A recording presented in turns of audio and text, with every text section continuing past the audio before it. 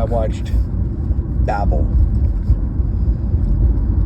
a movie by the guy who did Birdman and 21 Grams.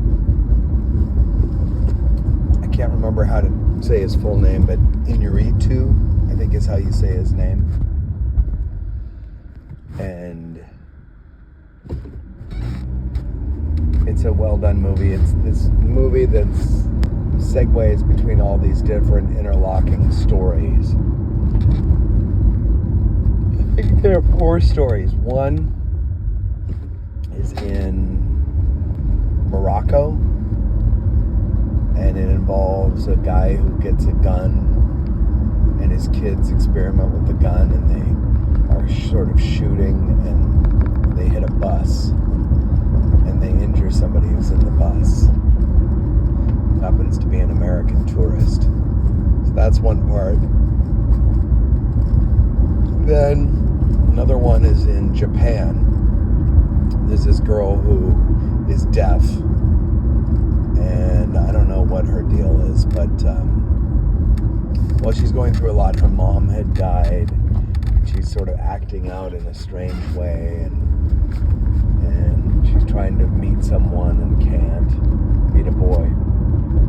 The third one involves the housekeeper nanny who's watching the kids of the tourists who are in Morocco, and because they're going to be delayed,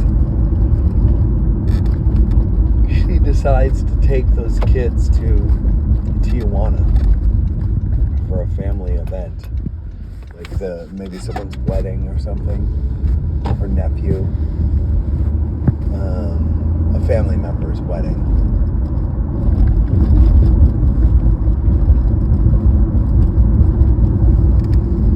So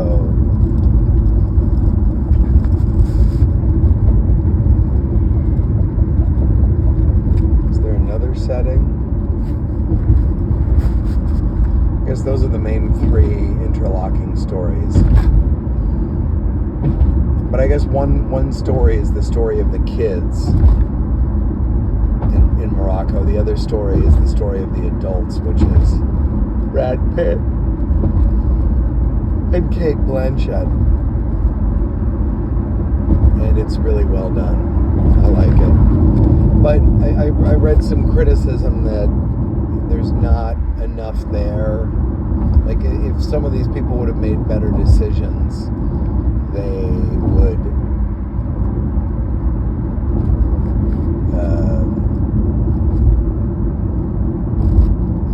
things would have turned out better. So it's hard to have sympathy for people who keep making bad decisions. I think it comes from the Tower of Babel, where God made it so that everybody speaks a different language, so there's this sort of miscommunication. I think the concept is strong, what they're going for on the concept. And I actually never saw 21 Grams, but I think I'd like to. Or maybe I did, but I don't remember it. And this concept of interlocking plots, in this situation, it's brought together, they're woven together by the fact that there's this rifle that had been owned by the guy in Tokyo who had been hunting in Morocco and gave the rifle as a gift to someone who then gave it to or sold it to someone else. And so this interlocking of all of the different, where we are all connected. And so that was interesting. I thought it was well acted across the board, all the performances. The girl who in Tokyo, that's a well acted performance. Brad Pitt does a good job. The kid, there's a young Elle Fanning who plays his child. So I hadn't seen it in a while, but the language barriers, the interconnectedness, there's kind of big themes there. I would say to the detriment of the story is kind of the way that these people are making poor decisions. And so it's hard to, you know, like for the kid who shoots and